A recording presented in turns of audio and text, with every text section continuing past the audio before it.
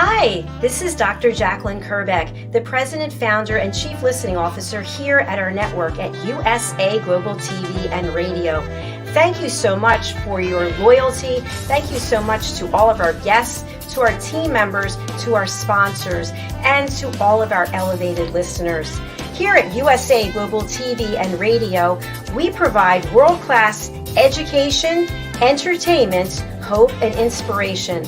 We celebrate all of our team members, all of our guests, and all of our sponsors from around the world who come and lead their lives with their hearts to help other people walk into their greatness. If you'd like to be a guest on any of our shows, please go over to our website, usaglobaltv.com, and book your session. Please contact us at info@usaglobaltv.com and subscribe to our channel.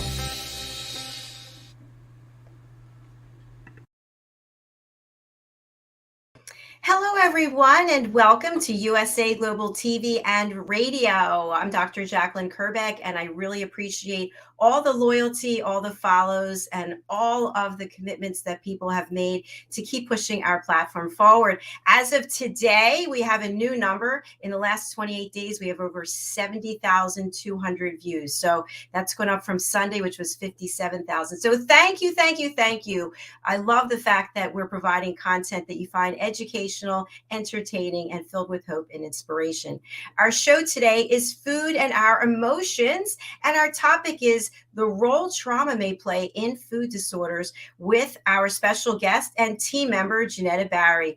Let's welcome, before we bring her out, the star of our show, Mr. Red.olaughlin, who is up way early for this show, and we really appreciate it. He's very actively involved with our platform as well. He is, in addition to being a co-host, he is a panelist. He's an expert presenter on Talking Heads, and he's one of our elevated listeners. And he's also my book coach and a dear friend. Let's welcome him to the show. Welcome, Red. Good morning, y'all, or good afternoon, depending if you're in East Africa, which our other guest is today. And just another wonderful day here in paradise in the Houston, Texas area. Well, I'm glad to hear it. And, we're talking about food, and I'm doing the intermittent fasting, and I'm hungry today, Red. And I know you shared before that it could just be dehydration. That's exactly what I was getting ready to say. It's early in the morning, and chances are you may not be fully hydrated yet. Yes, I think that's probably it. But, today we're going to be talking about trauma and food disorders. Is there anything that comes up for you in your experience working with people in your personal life, your work as a longevity strategist, that you want to share around this topic? Well, I think culturally, you may have some options there too, because when you look at the Eastern philosophy, they don't care whether you have breakfast or not. It's not the most important meal of the day, which our American marketing, philosophy is that breakfast, that's the best, you break your fast of sleeping overnight. It's the most important meal of the day. But in reality, it's not. Most of the times you wake up, you're dehydrated. And as such, you also have to start developing a habit. First thing you have is your cereal or your eggs and bacon and coffee and everything else. And it just becomes a habit. You are forced into eating because that habit says it's, 8 o'clock in the morning or 6 o'clock, whatever time it is, and you're eating. And same thing with noon, same thing with later on in the afternoon. And so it becomes a habit. And it's also because that's our culture. But if you look at other cultures on the Eastern philosophy side of things, they say lunch is the most important meal of the day because that's where you have a chance to have a large lunch and have all day long to digest it. And then later on in the afternoon, evening, you have a lighter one.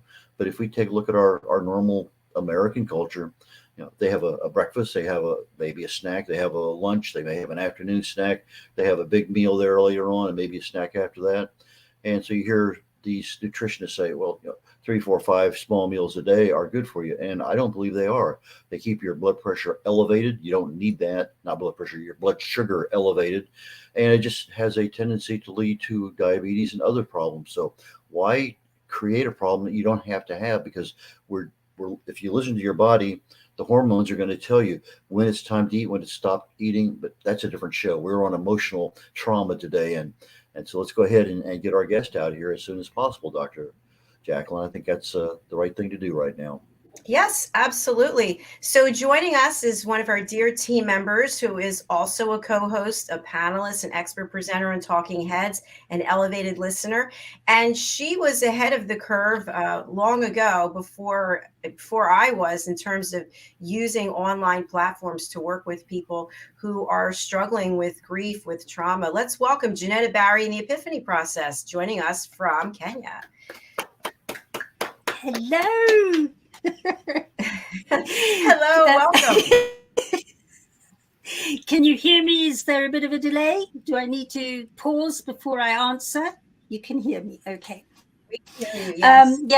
Here I am from Kenya wearing my leopard skin I was telling you about the other day.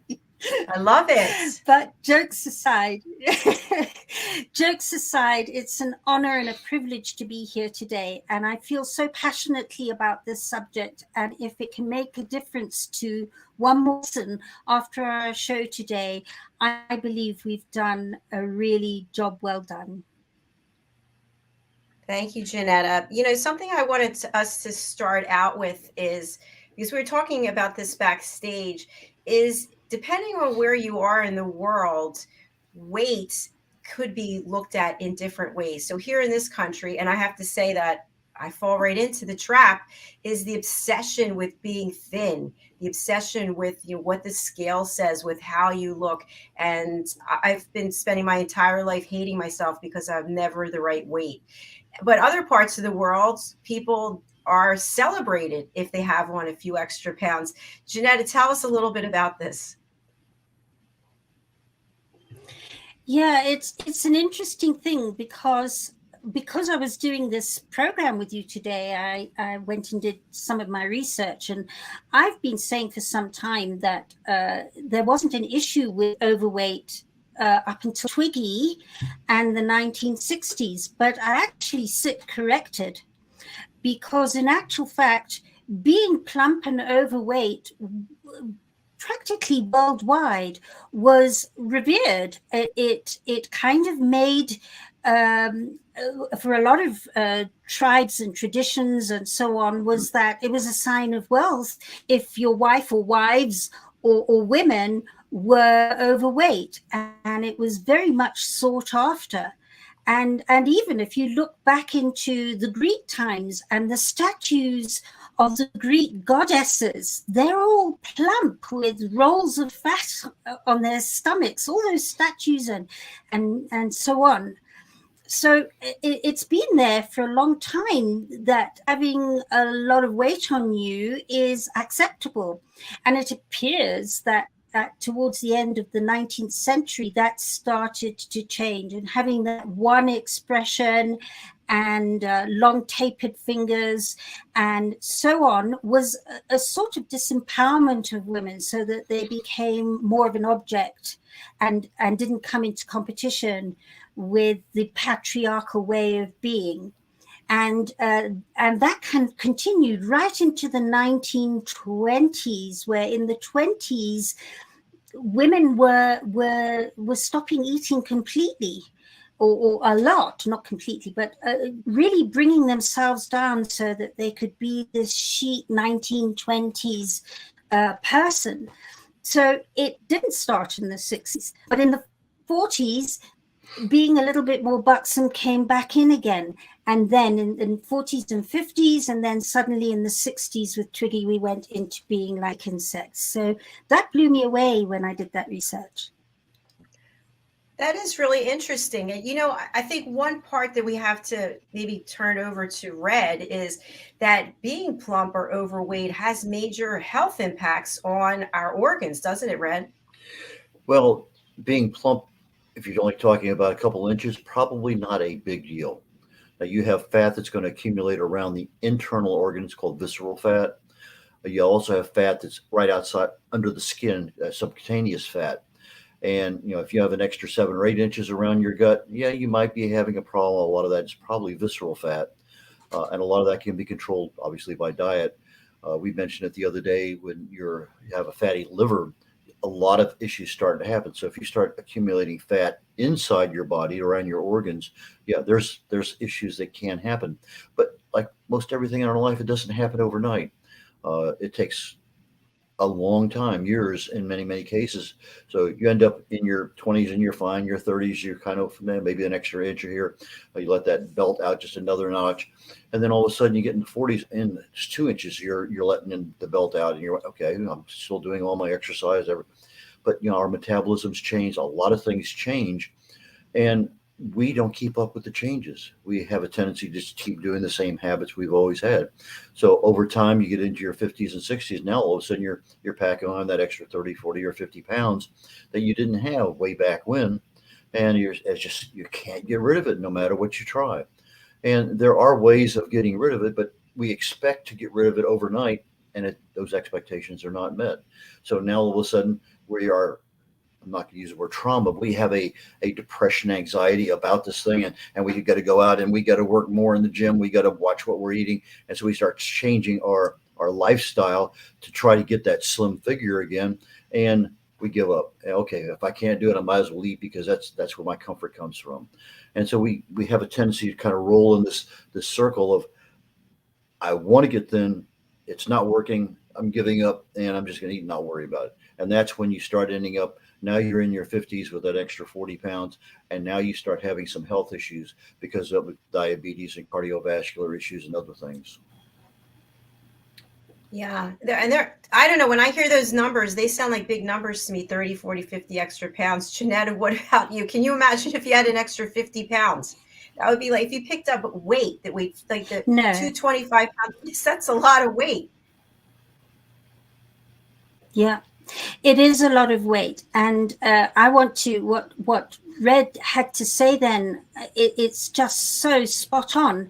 And an extra part of that is that at some time or another in our lives, we all experience some form of trauma in some way, even if it's separation trauma from parents as a child or whatever it is. And what I've observed is that any of that emotion that's not addressed, we tend to bury it inside ourselves on an unconscious level. We don't even know we're carrying that trauma and that distress. And so the body goes, you need protection because you're not safe. And so the eating helps one to feel, at the time of eating, more comforted. I say it's very much like babies needing to suck to feel that sensory. It's got a lot to do with that side. And then you start feeling comforted that, and then when it's gone away, you want more of comfort. But at the same time, on an unconscious level, the body's getting you to build up fat around you. So if you don't feel very protected outside yourself, at least you feel protected emotionally and physically within yourself. And that's where a lot of emotional eating and a lot of emotional overweight appears to start stepping in. Yes, actually, really, really good points there, Janetta. I'd love if you could walk us through the story of somebody has something happen to them, right? Something dramatic, something altering their life in a way, and they don't have anyone to talk to, or it's too painful to talk to someone like yourself, for example. And then to your point, they just start stuffing themselves with something because they're so sad, they're so empty, they're so hollow that anything they can do to fill themselves up. How long does this process usually take is the first question. Then I'll come back with the second question. The process of doing that, or the process of getting through it? No, the process of doing it. Is it immediate when something tragic happens or somebody experiences grief that they immediately turn to something for comfort? Yeah, that's a good question. It can be, it all depends on the person and their metabolism and what the trauma is. It's not easy to give that an overall label. By way of example, when I lost Jenny to suicide, suddenly I ballooned out overnight. And I wasn't eating anymore, by the way, or I wasn't aware I was eating anymore because I was in such shock.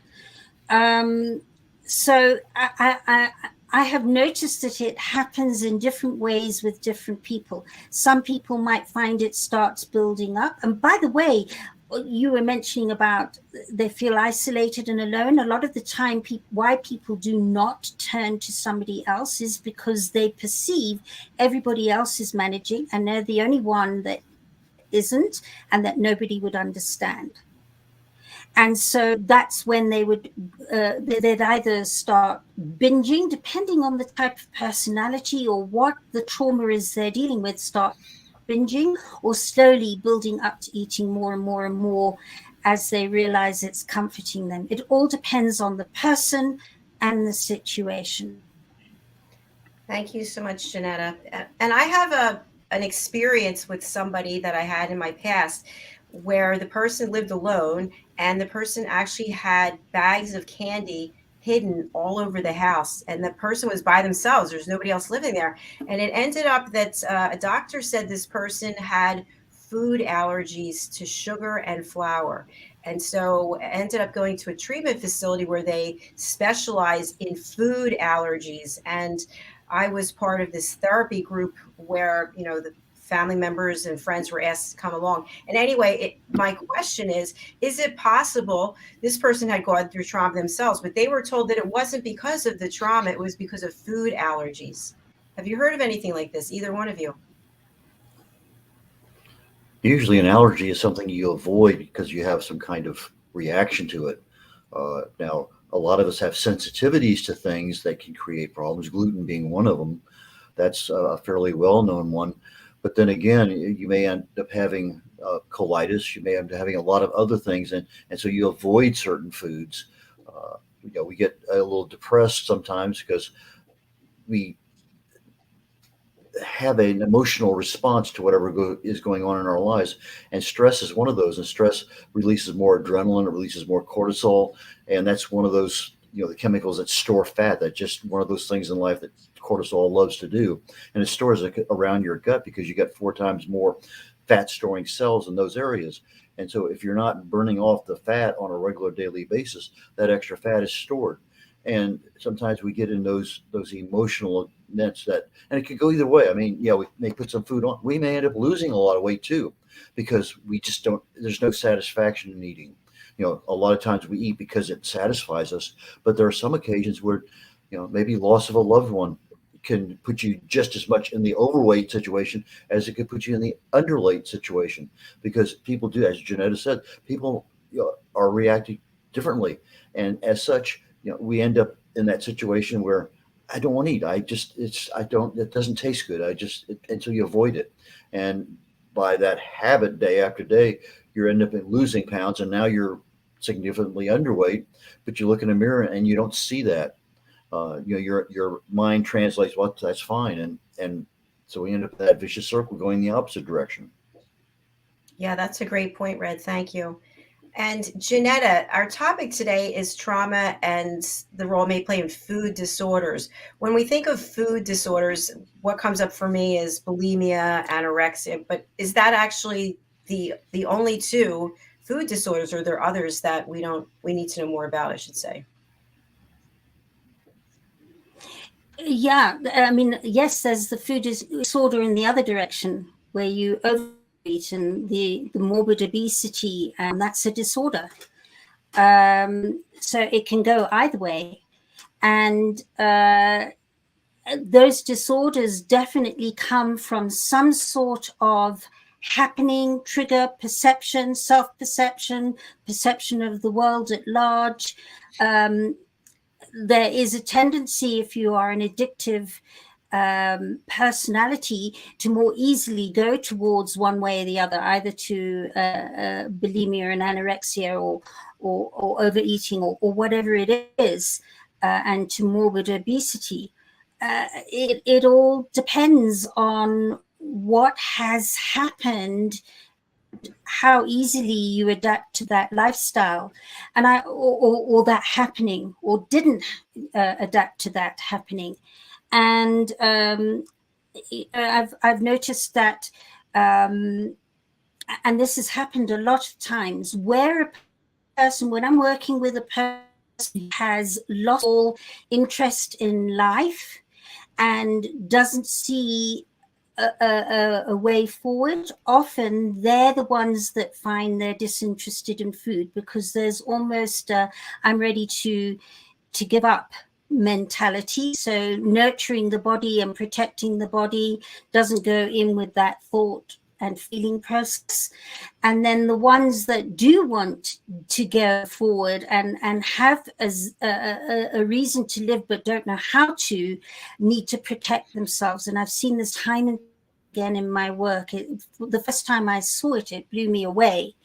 How we're feeling about life depends on whether you want to eat or don't want to eat. And if you want to survive in the extreme place of fear, protection. And if you don't really want to go on and you've given up on everything that is of you, then the desire is to not eat and protect yourself. Thanks, Jenetta. Red, would you like to weigh in on that? I was thinking sometimes we derive pleasure in many ways, and for many of us, eating that texture on our tongue, the smoothiness, the velvetiness, the sugar release that happens afterwards. But some people with cigarettes, that nicotine takes that away, and they don't have that craving to eat. And then it goes to other drugs, and so you end up with, you're just replacing that sensory feeling in the brain with another source of whatever activates it. So whether it be cocaine or smoking or alcohol, and so we're not eating, and we're still deriving that pleasure. And so that's one of those trade-offs we made. Now, is that a food disorder? Well, it's certainly a disorder. It's emotional issues. There's a lot of things there, but we choose, okay, well, 6-pack of beer, and then, well, 6-pack's not enough, because you don't get to that same level of melostate 3 in 2 hours that you used to get to. And so you're developing issues that need to feed upon itself. And so I think that there are so many other interrelated things there. We're concentrating on food because that food gives us that sugar release that goes to the brain, and we start feeling so good about things, that euphoria.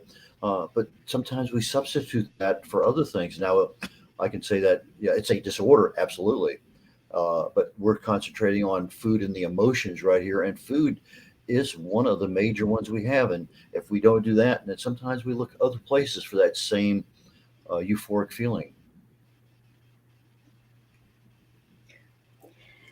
Yeah, I really like that. And I'll go a step further with that as well, in that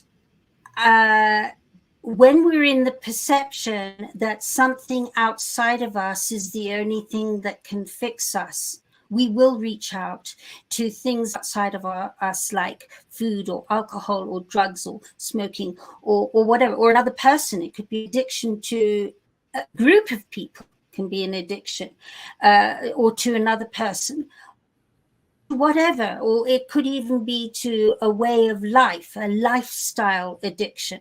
Can be money too. So whilst that's happening, it's one thing addressing it on an intellectual level, and let's give you some good ways to not eat, or good ways to not drink, or and certainly places like AA or whatever, really, really helpful. But when you can get back into finding out how to replace or how to expand what you perceive is missing inside you that only outside you can fill, when you can find skills and techniques to bring back in to yourself how to feel fulfilled without that extra food or drink or drug or person or whatever. When you can do that on an emotional and a mental level, and the emotions and the thoughts are agreeing that, then suddenly there's not such need anymore to find something or believe that only something outside of yourself can fix you. And when you're in that belief, it leaves you empowered, because only something outside of you in your perception has greater power to sort you out.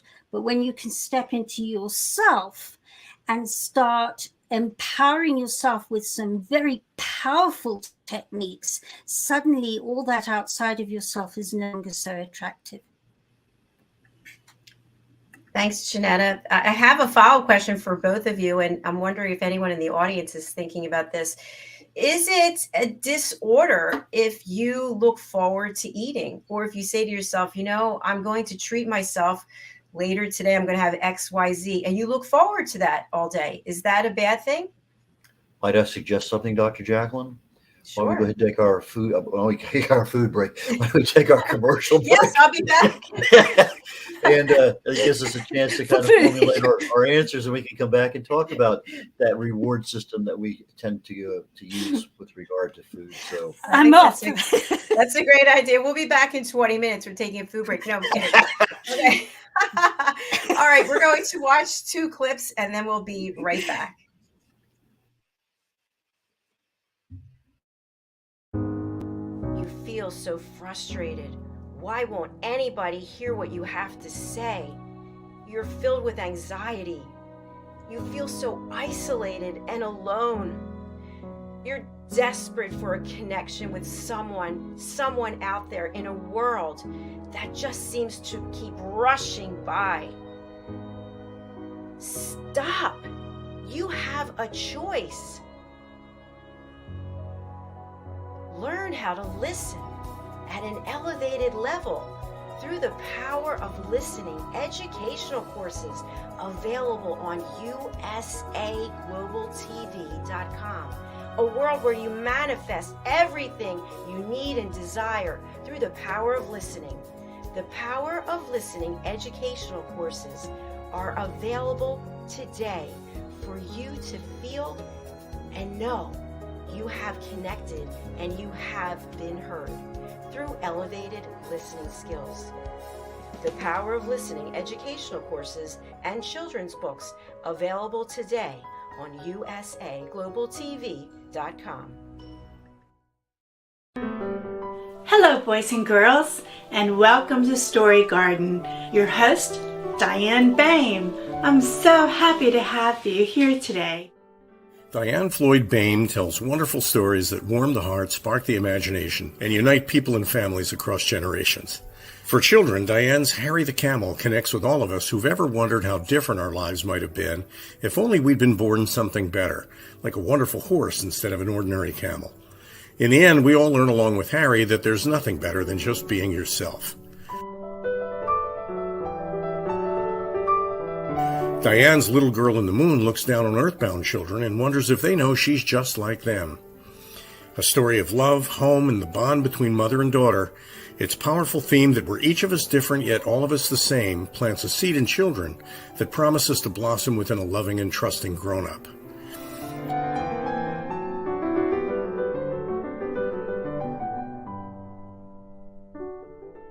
Diane's new biography, Rise, recounts the experiences of her grandmother, Ruby, to reveal the hidden strength of the human spirit. Ruby's story inspires all of us to become the best versions of ourselves. You'll find all of Diane's delightful books and much more at dianefloydboehm.com.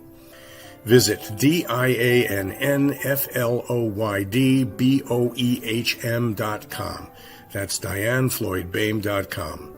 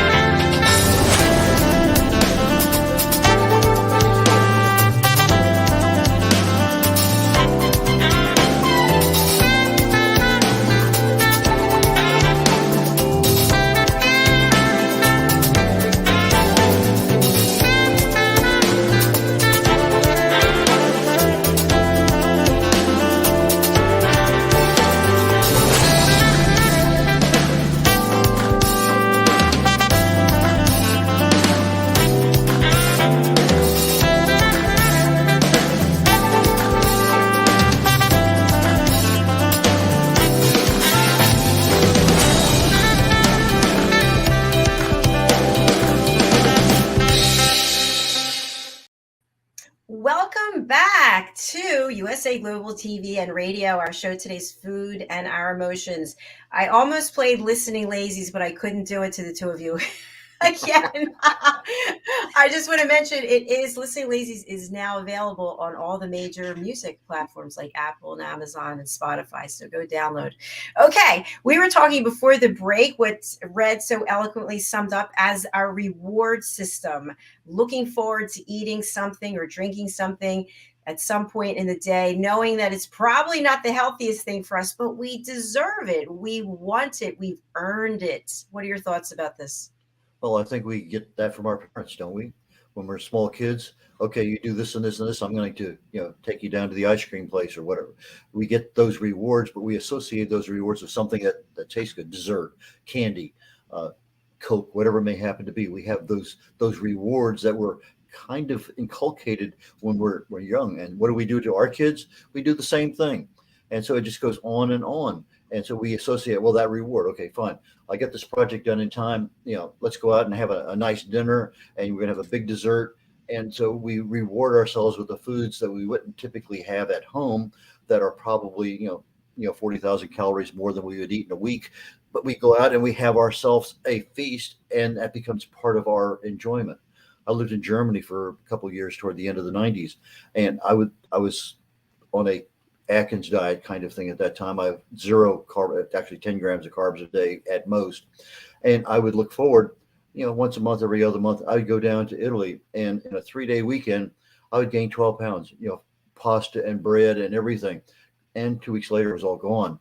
But it was one of those rewards that I looked forward to. I could certainly have pasta and bread in Germany, but I loved the travel and going down and having it where it just tasted so much better. So rewards, I think, are a big part of our life, and we get it financially, we get it emotionally, we get it a lot of different ways. But food is one of those habits that we start learning from a very early age. Thanks, Red. Appreciate that. Jenetta, what would you like to share on this topic?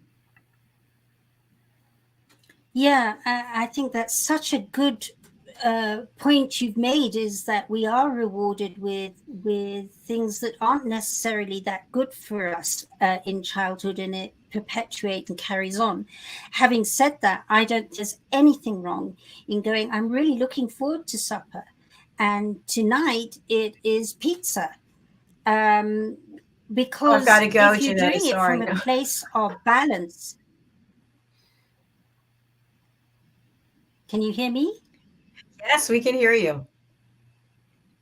Okay, so if you if you're looking forward to a meal because you're looking forward to a meal in a place of balance, where it's like, oh, I'm doing this now, and my reward for a hard day's work is a really special meal tonight, but you're not in that place infatuating, not able to concentrate or think of anything else but that meal that's coming up, you're probably a little bit out of balance. So it's about understanding that looking forward to things and looking out for things as a reward has its place in manageability. When it starts taking over and controlling you, and you can think of nothing else and do nothing else, and then you probably end up going and sneaking a few bits of it before it's time, then it's possibly a good idea to find out what it is that you perceive as missing in yourself,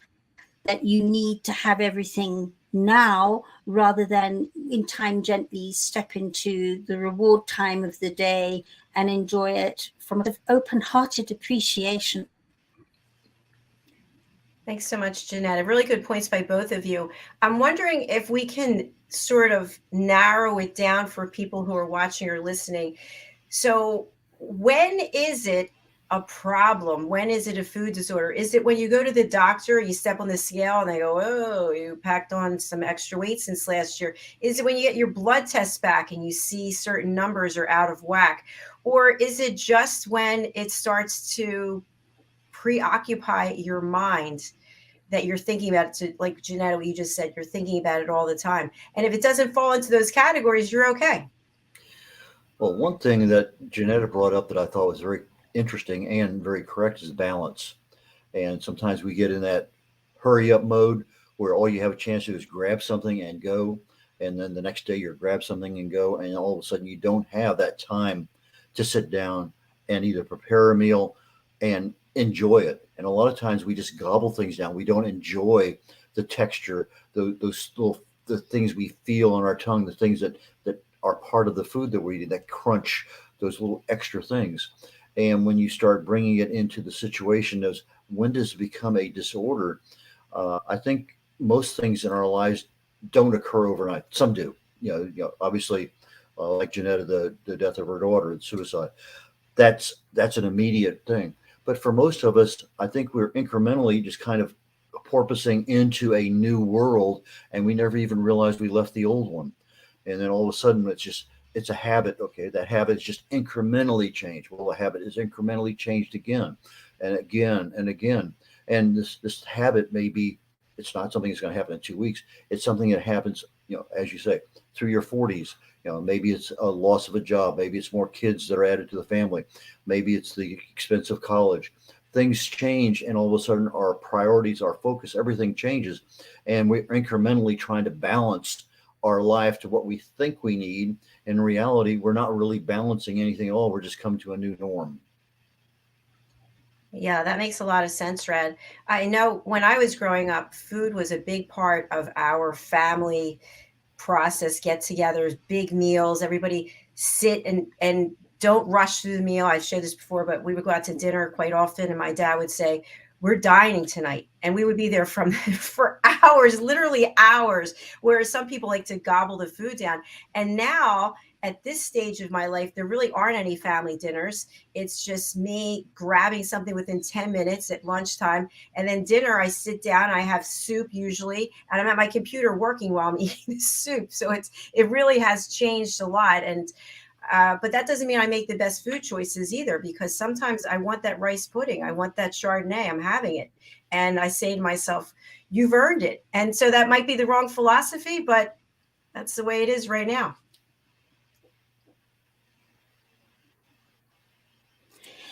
Yeah, I would say that so much of how we direct ourselves comes from a place, and I've said this many times on many shows here on this network, comes from a place often of fear and judgment. And whilst we're fearful of something, either of ourselves or somebody else or something else, or judgmental of ourselves or other people, we can be more superior and they're inferior, or they're more superior and we're inferior. So whilst there's fear and judgment, a lot of the decisions we take around bringing that balance gets severely. And the other thing that I feel quite passionate about, having been through extreme trauma a number of times. I was abused at the age of 7, sexually abused. And I know from that moment on, it had a profound effect on me. I became the skinny, bilinky child until I hit puberty, and then I battled with my weight. And I know it's connected to that. And I just wanted to say that in my observation of having lost Jenny to suicide, as I mentioned earlier, I went enormously fat. Just overnight, like that. I didn't even notice it was happening. In fact, my son Neil went, "Mum, you're wearing funny clothes for your weight right now." And I was going, "Really?" And then I looked at him and went, "Wow, they're not looking so great on me at the weight I'm at." And I really battled with that, and I was not eating that much more. And then a year later, I went over to Spain to my very best friend, life friend. We grew up together, and she was Jenny's godmother. And in that time, I ate, and as you were saying, Dr. Jacalyn, gently. Food wasn't gobbled. It was an art. She is a cordon bleu cook, so we enjoyed our food, and I ate probably 4 times more than ever before, and I lost weight. And I really believe that as much as we can have plans, and how important it is to deal with the emotions and the feelings and the thoughts attached to it, and to not be so attached to things and people outside ourselves, our metabolism changes when we shift how we're feeling. So my metabolism changed the moment I was in this extreme initial trauma of having found my daughter dead. And then a year later, when I was in this nurtured place where my best friend just was there for me at the first anniversary of Jenny's death, suddenly I was able to appreciate food, love the food, be nurtured, be in a place, and my body processed it and my metabolism processed it differently. So definitely from personal experience, our metabolism changes depending on where our judgments and our fears sit.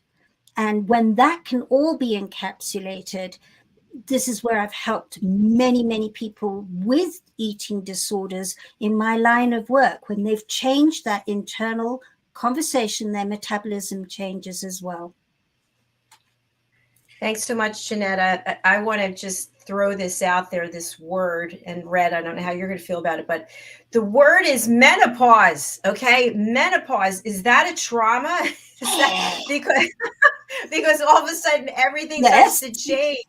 Nobody hands you a book and goes, hey, when you turn XYZ age, all these things are going to happen.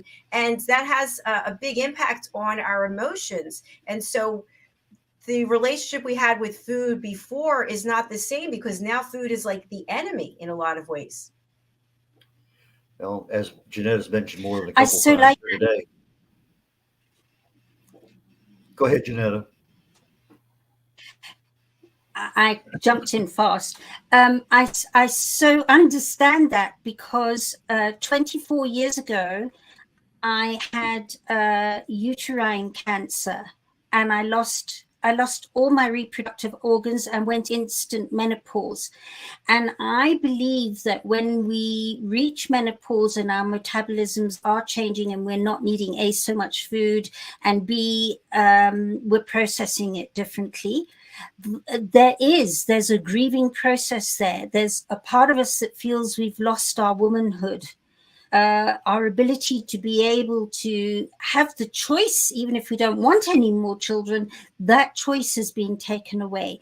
That choice of feeling feminine because our hormones are going the way we're used to has suddenly gone away. And there's a grieving process in menopause that I really think would help so many women in this day and age if they were to step outside of just treating physically.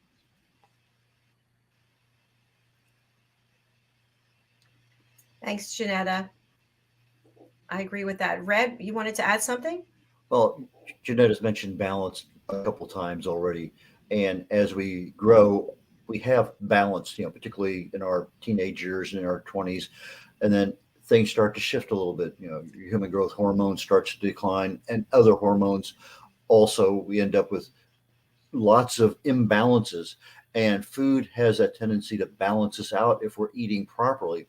But if we're not eating properly, we have a tendency to be deficient in this particular mineral or that particular vitamin or this particular amino acid or whatever it may happen to be.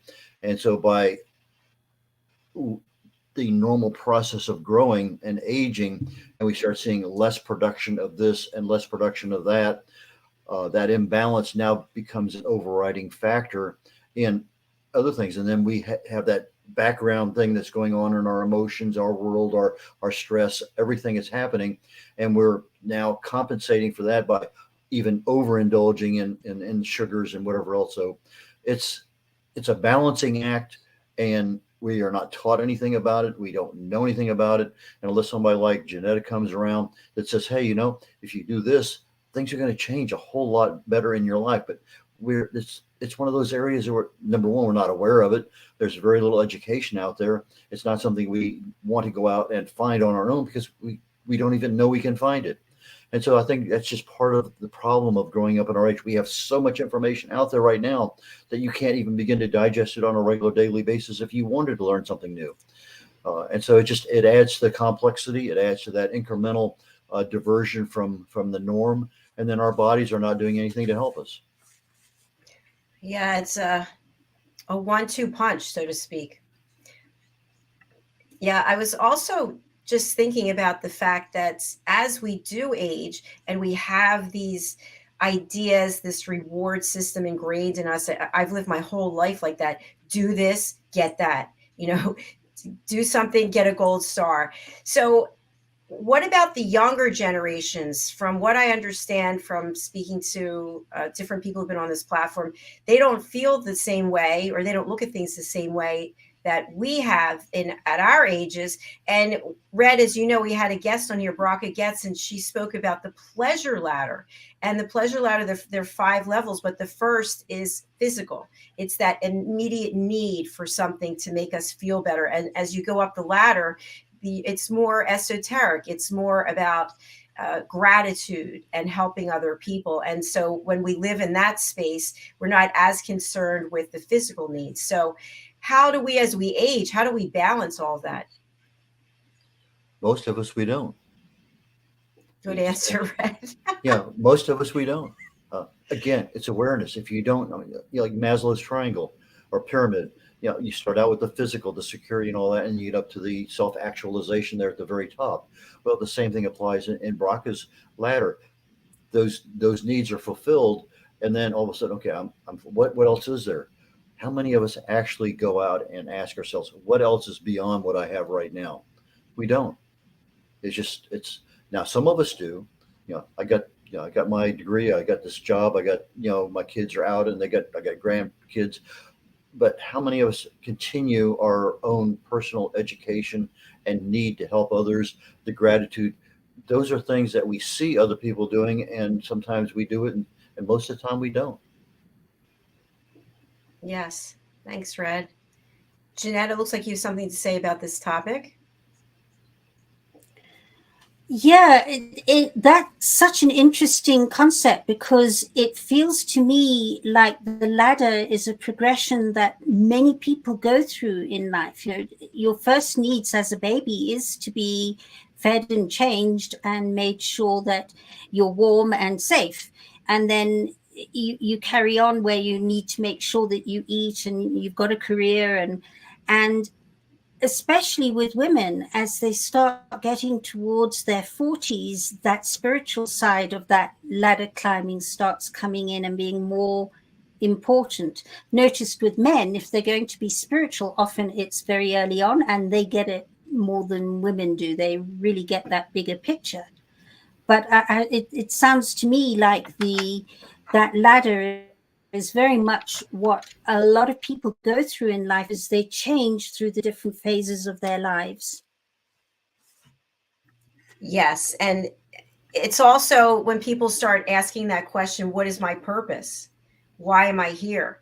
And what I've really taken away from this show today and from what you've both shared is that probably most of us at some point in our lives have struggled with our relationship with food. It's not as uncommon as we would think. We see the extremes. We see someone who's really thin or someone who's really overweight, but yet we could be at a good weight or a few pounds over or under and still have issues, because food is always present, right? Food is, we see it on the television. We don't see it here. We don't have any food commercials, but we see it behind us today, right?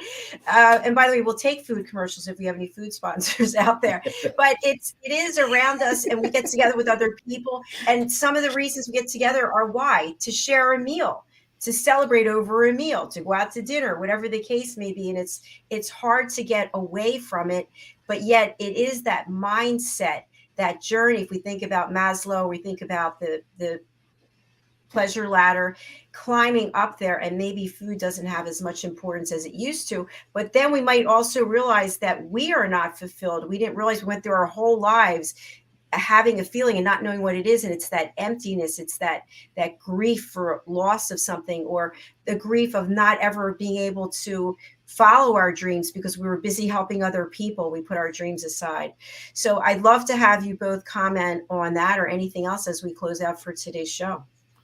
I will comment on that, but one last thing that we really didn't even touch on today was food marketing of the everything we see. You mentioned a food commercial.